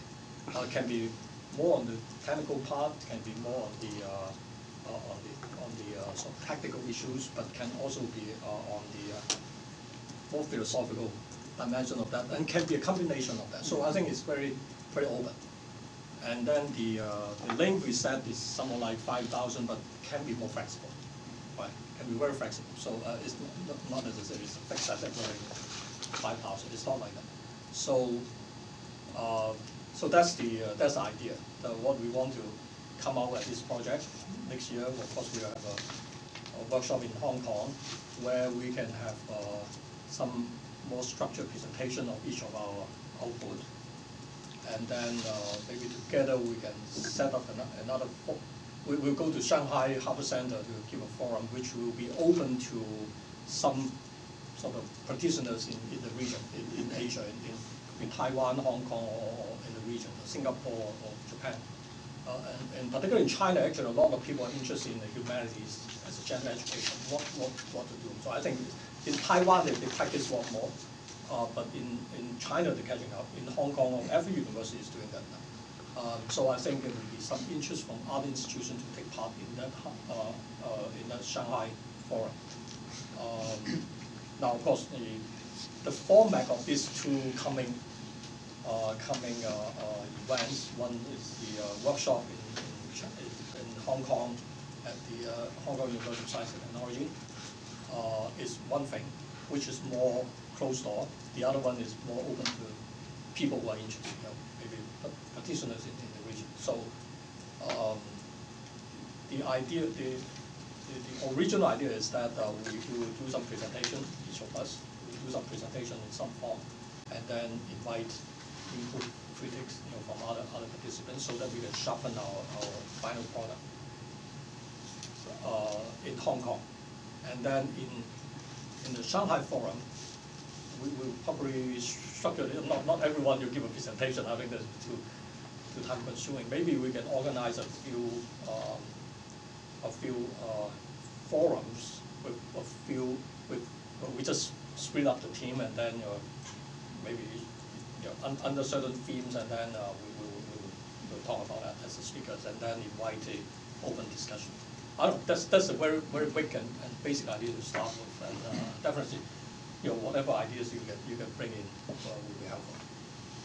We were just talking to Caroline, because she had to go, about asking if she could, or if someone else from MIT might talk about what they're doing in the arts, vis-a-vis sort of their education, because they have this bang in the can outfit in their music department, which is also an attempt to sort of do some kind of bridge between composition and performance. And actually they've come to UST already, and so we'd like to have that. And so she said that she's actually meeting this afternoon with some associate provost for the arts, and is going to. We're supposed to send her the PPT file and exchange PPTs, and then move on from there. But if we could have something on the Harvard side as well, that might be one thing. I mean, we'd have to, so we'd have to check the budget, whether there's room. I think there's probably room for one or two more people to join us. We'd have to just check that out. Yeah, we'll check that out. I think this. What? We could also. I mean, I know, and the Voltaire quotation and all that, but we could always. You read my mind. But we could also, from the UST side, pick up some of the costs if there were people that were, that you thought would be pretty interesting to bring out. I think because because this is a very unusual effort. And then I think in Asia, in China and Hong Kong, because general ed is sort of something that it's on everybody's mind in Hong Kong because of the 334, and in China it's on everybody's mind because they didn't have it before. They just had sort of departmental school-based instruction, and now they had a world where 40% of Chinese universities are universities of science and engineering, and the idea is that these scientists and engineers are supposed to become the managers of the future China. And so they're now very interested in trying to promote a kind of general ed, because they decided the future leaders of China, if they're going to become the future leaders of China, they need something besides engineering and circuit board design. They need some general ed to push them forward. So can I just ask about that for a second? Because since I've been doing this, chairing the Gen Ed committee and being Dean of Undergraduate Education, I've consulted very widely with people from, colleagues from Asia, but not just China, Pakistan, who are very interested in moving away from the European model that they got from their imperial whatever, to more, not quite the American model where you go to college and don't decide what you're going to do for 2 years, but some combination of the two where on the one hand you do, it's still European in the sense that you pick your field from the beginning, but there's this notion that you need something more than that. And it seems to have taken hold very broadly, as best I can tell, in Asia, and hardly at all in Europe, where there's still, of course those universities are 1,000 years old, so they don't change as quickly. But it's interesting to me, and I don't, yes, obviously governments can push things along, but why at this moment being the last decade or two, has this, sort of emerged in Asia in the way that it has? Is there anybody who, a cultural historian who reflects on this? My guess on that, is something what I call education, in this case, higher education globalization. So they are just copying what should be done. Of course, in this case, people are just learning from each other very quickly from the internet, and for administrators, and for agencies, government agencies or funding agencies, that is supervising the higher educations. I'm talking about Hong Kong. Probably to some extent apply to other places as well. Now, one of these new trends is the emphasis now, which is different from 20 years ago, to place more emphasis on education in higher education rather than just research. It used to be, that's 20, 30 years ago. Research, probably that's enough. If you are very good in research in your university, that's enough. But I think it's the general trend of this globalization is to move and placing a sort of emphasis on the part of education for many reasons behind it. Let's skip that. But the result is that people are talking about education, higher education. So what outcome you want to look at? What education you're producing? Are we producing, let's say, historian, all the history graduates are all history professors? Now that's what we used to be. Or physics, everyone will produce physics professors. But especially in Hong Kong or in China in general, maybe 10%, 15% at best, of our undergraduates will turn out to be a professor. So what about the rest? I think it's an accountability issue that can. So why the society is paying you to train 100 historians, and you're training them in a way that only 15% of them will be get professional status. So what happened to the other 85%? So I think that's what I meant. There's something that kicked in as accountability issues. So what I'm saying is, in Hong Kong, what I could see is that for all these universities moving along, not only just general education. General education is part of it. It's part of the answer. But the question, impose on all these universities in the curriculum reform, is to say something about what you can do about all your graduates, not just a few, not just 10%, 20%, but the majority of your graduates. What kind of people you're producing?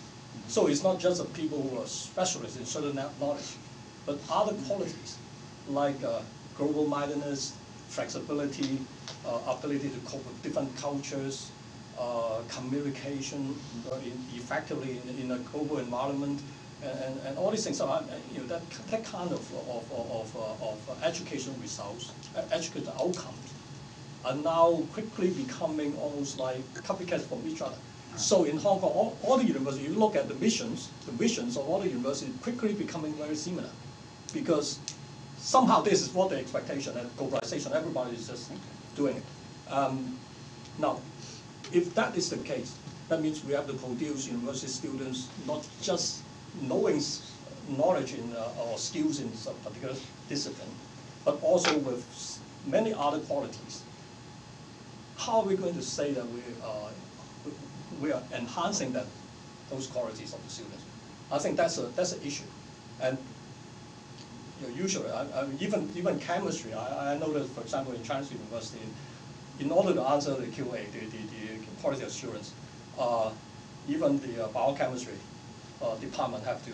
We have 80% of the students, maybe 50% of the students end up in marketing, doing marketing job. So how are they going to justify training of a student intensively with biochemistry knowledge? They will become a better personnel in the marketing. So that is the kind of transforming kind of push to curriculum designer or the administrators.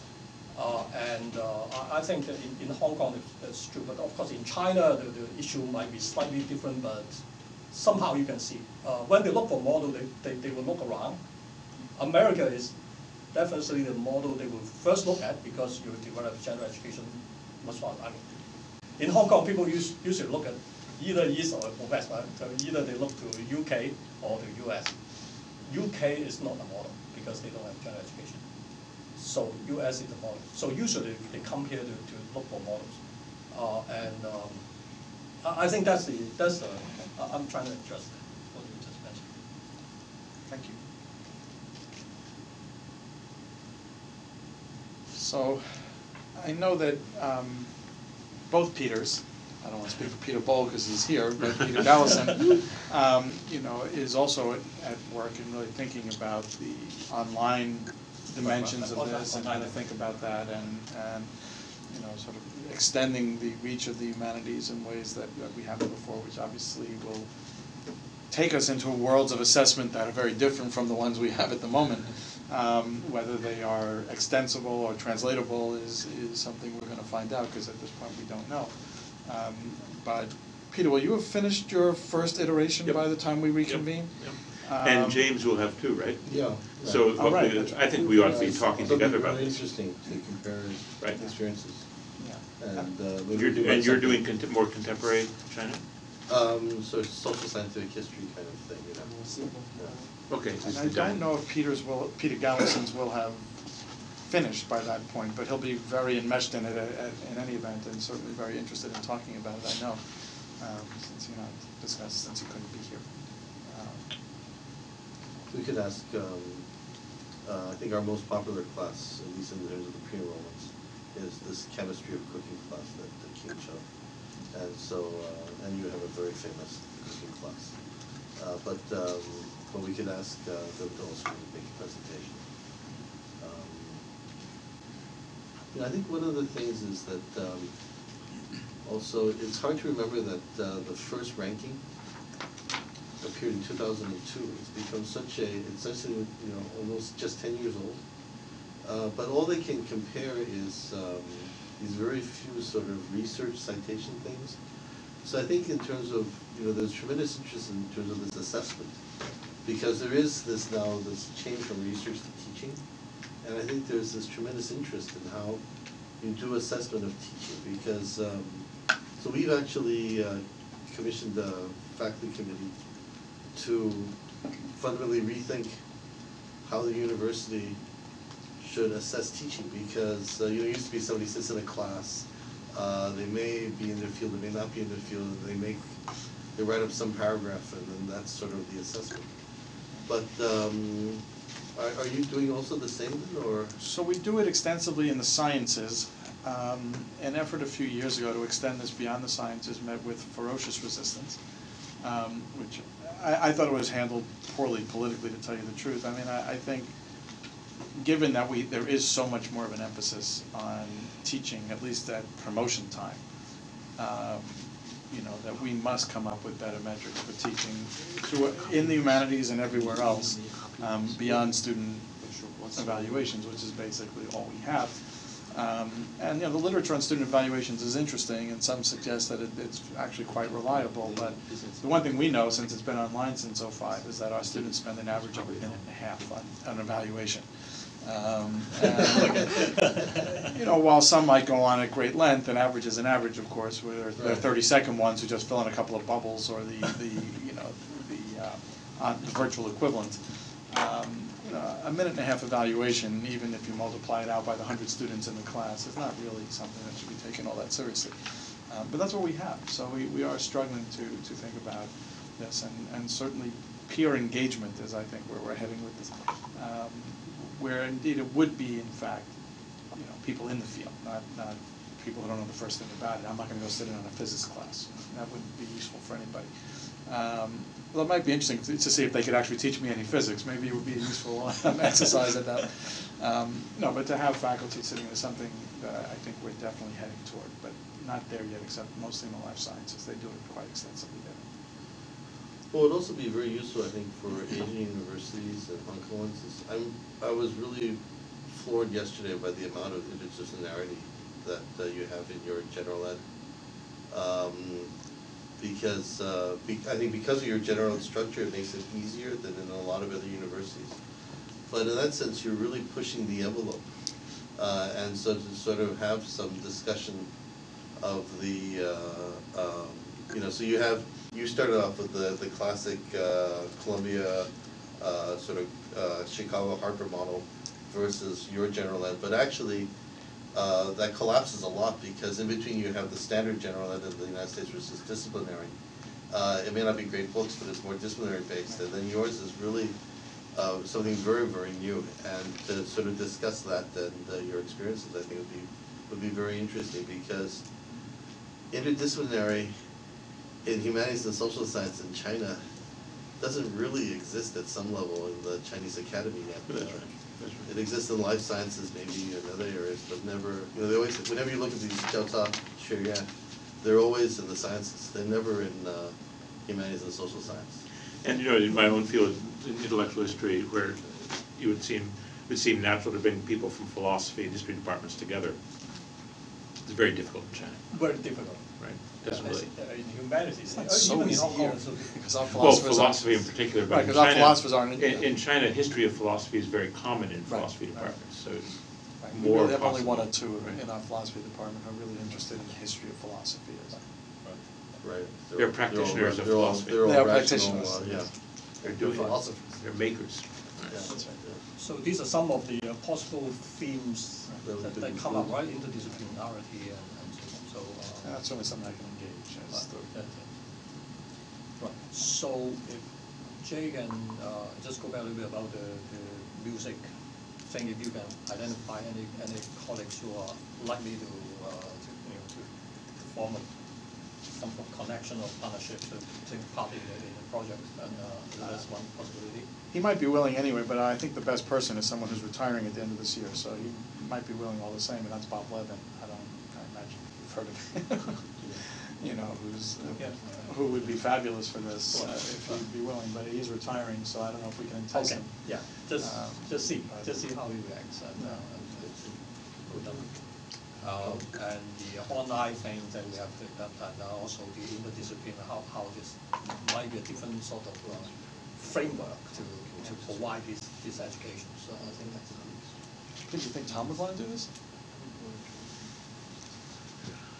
We could ask. I mean, Well, obviously we can Yeah, ask. I mean, yeah, we could ask. Tom Kelly would be another Oh, person the- to doing that. He's the obvious five, person to the do five, it. Yeah. Yeah, the first years. night. Right. I'm trying to think of the others. Was Berlioz in there? Maybe Wagner. I think it was.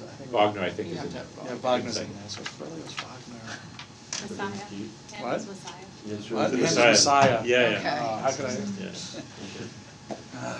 Obviously, a very famous course. Everyone knows the content. Yes, Sam, you want to say something? Yeah, I was just wondering, just sort of on the tails of that discussion on evaluating teaching, I was wondering if sort of there might be a little room either within the same topic space or within another paper to talk, sort of throw out a couple ideas of how those folks like you guys within the Humanities Academy would like to see value assessment done of their discipline in terms of, I mean, it's something we've sort of been talking about these 2 days, is sort of, you know, justifying what the activity to outsiders who are very metric driven. They need not be a quantitative assessment system that we come up with or throw out there, but something qualitative or quantitative in the space of showing the value of the humanities. I don't know. How about the students pioneer this, what they would like to see as an Yeah. So, I mean, one of the issues that actually some of my friends in the quantitative social sciences have talked about in regard to that is what would a really good longitudinal survey be of graduates and as they go on in careers. I know that one of the things that Jay and I both taught in the Introduction to Contemporary Civilization course at Columbia, and we're much devoted to it, right? Absolutely. But what's interesting about that is that if this is a course that's been around now, how far does it go back? 1919. 1919, right? Right after the First World War, because it was going to train citizens so we wouldn't have any more Right. wars. So if that's the That metric of quality success, I think we can. So this is but Although Harvard started its general education program in 1945 with some of the same same impetus, issues you involved, know. right? Yeah. So, but an interesting thing about that course is that there's some Columbia faculty who are really devoted to it, but a lot of them are not. They don't want to do it. It's a service sort of thing. Although it's intellectually interesting, I would think, but still. But the people who are really devoted to it are the alums, people who graduate and who go on in their lives. And I've gotten, I mentioned this to you, so I taught this in, 79, 80, around then, for a couple of years. I got a letter last year from somebody who was serving, who's now a lawyer, who has taken a year off to work with the UN in Africa somewhere, who writes back and says, you know, everything I learned in that course has been with me through my life, and that's why I'm here. And you sort of really live for those moments, right? Now, of course, I taught more students than one. And that's, I mean, that's the most old-fashioned humanities teaching you can imagine. You read texts, you write papers. That's it, right? And you talk about it. But you talk about it for 4 hours a week, right? And groups of 20 with the instructor. You know, that's not going away. I'm very interested in online courses, but that other stuff isn't going to go away. It's something of tremendous and enduring value for the people who participate in it. And that's, I think, the great lesson that I would draw from Columbia, is that the teachers don't want to do it as much as the students. And if I look at Harvard, we have two large courses in moral reasoning. What is it called now? Ethical reasoning. Ethical reasoning. It's a major change. One is Michael Sandel's Justice, which is world famous. But the largest course is not justice. It's about ancient Chinese philosophical texts, taught by Michael Pewitt. Now this year it overtook, you know, for the first time.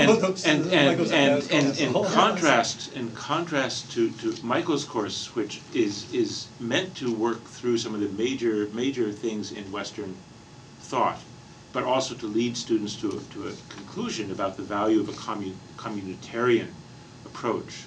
Michael's course is much more value neutral, so to speak, which is looking at really asking questions about why are these people talking to each other, what's their standpoint, how do they disagree, and stuff like that.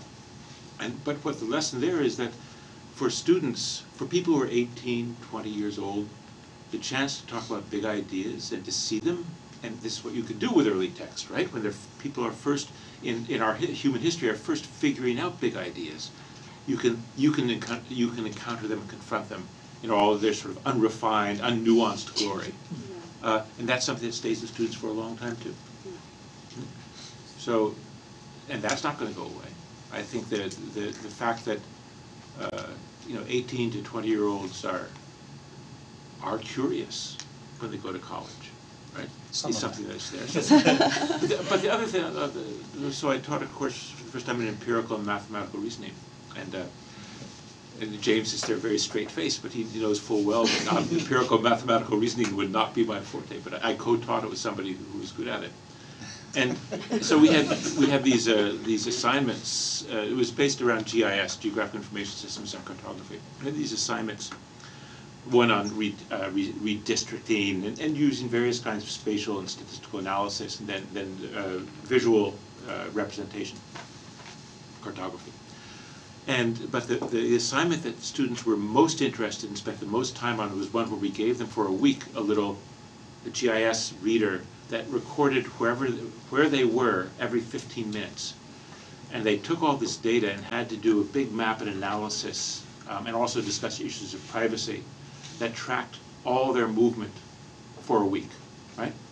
And I realized that they were so totally devoted to this because it was all about them, right? and if you think about what you're really interested in when you're 18, 19, 20 years old, it's you, right? That's your main subject. And it seems to me that any move in general education has to in some way acknowledge that we're dealing with people who are of a certain age, who are anxious to be exposed to big ideas, but who also are really very self-interested and self-concerned. Right? They want to do a little bit more than fornicate, but. So psychology is the #1 undergraduate major in Michigan. There's like 3,000 majors. Wow. Is it a big part of general ed? No, I mean, one of the largest courses in the life sciences is taught from people in the psychology department who are mostly neuroscience oriented. But, you know, we've really struggled. There's almost no place in our gen ed program for the sorts of things that our social psychologists are doing, which to me is a real problem in gen ed, not in social psychology. But we struggle with this a lot. I mean, one of the things that's really missing from the whole program is an engagement with markets and networks and you know, this whole social and sociological dimensions of life. There's no room. You know, we're doing a review next year, and I think one of the things to do, as difficult as it might be, Peter will left, and maybe Karen, oh, you weren't here for the discussions, were you? No. So Peter will left, but I think maybe relitigating the categories is appropriate. And oh yeah, of course it's appropriate. And you know, I hope that we can move things around a little bit. Michelle's doing an emotion class, right? That was psychology and everyday life, but basically psychology of personal growth, and just echoes what you say. You know, they care about their personality, their emotion, how they're handling. And the hottest topic is romantic love and marriage. You know, I talked about it in cross-cultural perspective. They love it. I don't even think that's They love it. But you know, like they find it very relevant, and it helps them to, you know, how they move from high school to university, from adolescence into adulthood. But we also have a lot of these foundational texts, right? In our yeah, we have another. Yeah, so we haven't really do away with all those close readings and you know, canon kind of texts and so forth. So actually, Angelina is going to teach you know, a course like that. So we call it foundational text. So depends on the teachers. They will select some text and just close reading, small class, intensive reading and tutorials, writings and so forth. But we can't expect you know, Science and Technology University sort of across the board requirement on that. I mean, first of all, we don't have the manpower, and then secondly, our students, just, you know, you can't expect every one of them will be required to do that.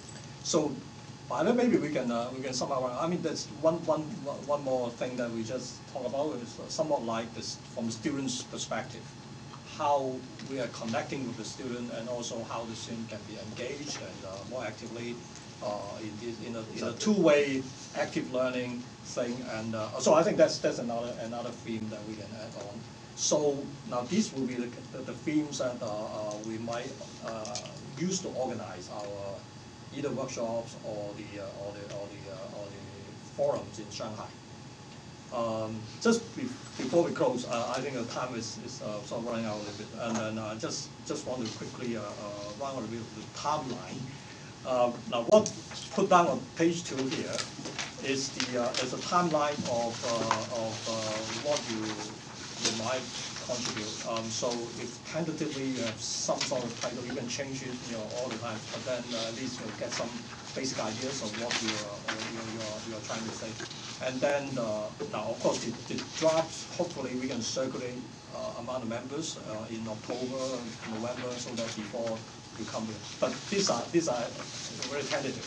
I don't think it's a very fixed deadline. But hopefully, people can see a brief draft of your essay before they come, and then synopsis of the essays. That will be for the Shanghai Forum as well, so that people can see, and before they come, they know what comes, what's what kind of essays are going to be there, and then you say here, by summer final version of the essay, but I don't know. That's really the deadline that we need to stick to. So all these things are just tentative. Yes, please. So I have a very, very deep prejudice against conference volumes and collected essay volumes. It's not always a reasonable prejudice, I grant, but so why do you want to publish a book with selected articles? Why can't, if you think about, if one of your goals is dissemination of knowledge, is a book the most effective way? You suggest online publication? That might be. It's the book is. I mean, this is just the content. The way we deliver it can be online. Yeah, but if you start to think about this for a moment, and if you start from if you take your starting point essays, right? Then putting it online is putting a bunch of PDFs online. Why don't you start thinking about it from pieces that are about learning, that have examples, right? That Michelle's going to be talking about something she does in the course, that in fact there's something there, a video clip from that course where she's talking about certain things. Why not think about it as a learning experience and how you're to be most effective in helping people learn what it is you want to be talking about? Something like using a tool like Ziga or some such thing to make For it example, ultimately, which the tool developed a multimedia kind of. Yeah, it can be multimedia. I mean, the final product may not be necessary. I mean, the word here is just say essay, but an output for this one, right? So I mean, unless we produce, we're discussing about all these things, and after the project, if nothing is in writing or nothing is in output. So format, but maybe what you should be asking for is a flow chart, right? A flow chart showing just what the pieces of a presentation would be, how it would be organized, what topics follow others, how you bring other sorts of things, which is what we use all the time when we're designing these modules for courses, right? Well, one argument though is that because of because you have literally hundreds of universities in China, as well as the 8 in Hong Kong, we're really actively trying to sort of restructure General Ed and think about it. And many of whom have just created colleges of General Ed, but probably just starting this year or something, I think, even in Hong Kong. Yeah. And in China, where they're still in the planning to launch at places like Shanghai, Jiaotang. And so that having some kind of standard sort of media that they can consult is actually here you would have a bunch of users, and that the normal alternative, which is the special issue, because there is no sort of journal that where the contents really fit what this kind of discussion and conversation.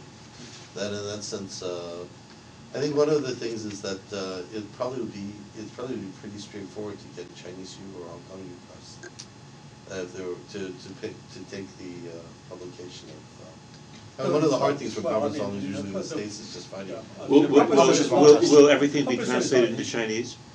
Well, we could ask. Because if it's not going to be translated in Chinese, then trying to reach that market, general education market in China, is Well, certainly we can ask Chinese people. But I think yeah. But once you have the English version, yeah. you could I think produce we 100 have an Chinese English version by someone. Other language will not be an issue, because if the market is there, somebody will Legal translate. in Italy. But I think That's another issue. I think because this is not how would say, I mean, this project is not primarily a Chinese study project, so I think the English language is, supposed to. I understand it's not a Chinese studies project, but you can write about things in Chinese that are not about China. Yeah, actually, I think Peter's point is well taken, and also I think because Ganqi wants to really push the Chinese U Press sort of market in China, she might be willing to consider doing a bilingual version. Certainly, there's no reason not to ask.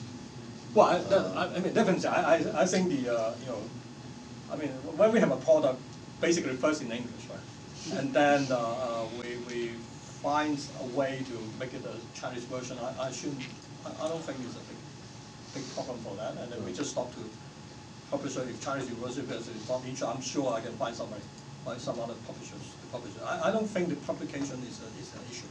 The publisher is an issue. What we have think of is really the output. What kind of output that we want to generate?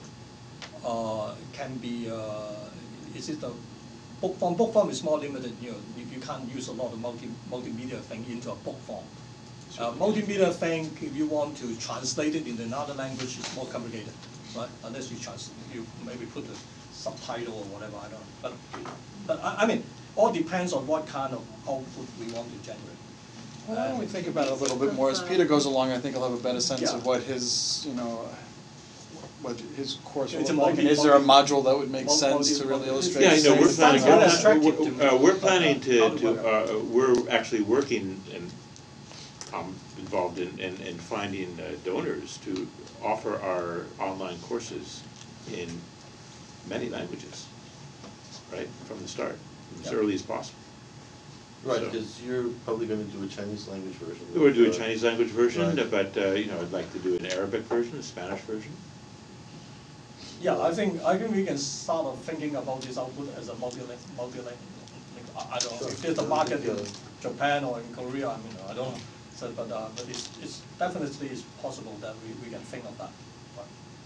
Can Yes, you think Angelina. of alternative outlets, such as a series of articles for Chronicle with Higher Education, or for the Harvard Magazine It's a different. special? So different. the Chronicle, the length is they don't do the Chronicle doesn't allow the length of that kind of. Right, but I mean, if Chronicle we would write geared towards about the it, but- Chronicle, it means that we don't have to go to great lengths to Well, we describe the can history. bring a and all. Chronicle person to come and probably to sit That's- in and that's write actually about what it. we But do. I think to Yeah, I think publish so. the output, I Report on don't it. think that's not something they do. The same with Harvard Magazine, they would write about it. Influential journals and newspapers that will carry this as a kind of special series. Say the education section of the New York Times, or I don't know, Harvard Magazine, HKUST can produce a special edition online. Things like that, because I'm a little sympathetic to what Peter was saying in terms of a conference volume that also has to be very cohesive and somehow readable from all angles. Well, this is not, how to say, this is more like a reflexive essays of each of us. It's not it's not just a Chinese history volume, a conference forum, which everybody got this research output and then put together research outputs. I mean, this is more a reflexive sort of essays that we are writing. That's why I'm using the word reflexive essays. I'm not saying it's a research output. No, I'm My only view of thinking in this terms is of impact, audience. How Yeah, you the want to audience. extend your influence and impact. Yeah, we want to set up a role model, that we can share around the world. I kind of sympathetic to that, actually. And increasingly, the Harvard Magazine is read online, the Chronicle is read online, Right. although They're their app is all pretty read awful. online, But, and Does Sam the have Times something is to read add? online. What? From students' perspective? Sure, yeah. No, I just think that you can combine all these. Yeah. In the sense, you can have a series of occasional papers, and I think this is a model that works really nicely. Where you host it on your own website, and you have the name, the Harvard HQST Joint Project name. But then, if Chronicle gives it attention, it links to it. So you sort of fulfill both, Yeah. and you can then publish the papers in a volume. all these options remain on the table. Right. Actually, if we have but the first thing is we must have the substance. Right. The substance would be the essay. I mean, everyone produce whatever output. You gather the output put together, and then we have the substance. And then how to deliver this can be online, can we set up a website? Probably that would be a good idea, setting up a site. And then also we contact all these journals, chronicles and so forth. But also if we can find the appropriate sort of publishers, we can also have a multi-language. You know, Billy, what would be useful for online is actually the course materials. Because links to all the course materials, because I think that's something there's no way you can publish. But actually, people who read the essays would who want to try to sort of think about these classes, they really need to look at the course materials to actually understand what's going on. And I think a lot of educators might, you know, who are teaching general ed, might really want to sort of read the article as a kind of as a map, and then go to the website and start looking at the course materials to sort of visit all the you know, the restaurants and start sampling. I think basically Sam's idea is good. You wrap up all these things together. Do we have a one-stop portal like? Yeah, I don't know, like that's what like Harvard, USD, whatever China fund, like for this workshop, because it's going to be a few years business, right? Putting all these things together. It's just like one stop. You can click there and get all the link. It's hard to find a stable portal because most, you know, administrators. No, it's either at UST or Harvard. I think it's easy. Can be a together, web right? page. I mean, I think yes. either of our institutions can host it. We're not going anywhere, so. Yeah. I think it's so the output will be will put together, you know, whatever sort of contribution we can make, and then we put them together, and then some of these will be the majority. I mean, all of them actually can put on the portal, on the website, and then we will have some kind of other dissemination through chronicles and the media, the journals, and you know, some of those ideas, and then if we can have a multilingual publication as a volume, that's another thing, right? We will look into that and see whether, you know, we find a funding for the translation, or maybe the publisher will translate it. So we can put all these things together actually, and then even in the printed version, you can list all the links.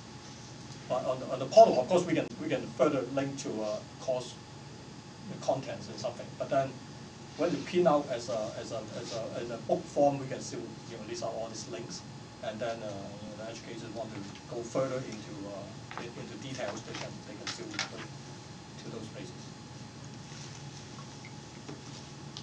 So is that agreeable? Yes. Yes. Thank you. Thank you very much. So we do have food for you outside if you want. Please don't feel obligated if you want to sample the restaurants, as James has said, you know, in the square. But we didn't want to send you on your way unfed.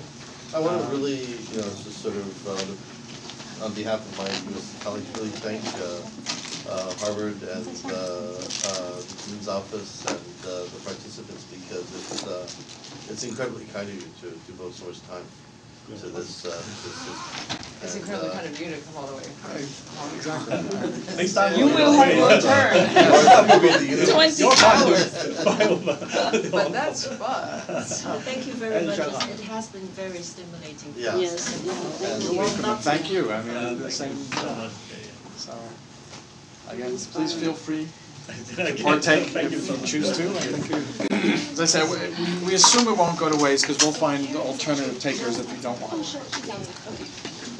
Peter obviously Anyone found has something to paper invite me. for Karen, she's just sitting outside, so. I see. Yeah, I need to. So people are all leaving all So this. you'll be in touch with all of us then about getting essay titles and things like that. Right. I will find. I keep on sending reminders. Okay. As long as the reminders come in now. Yeah.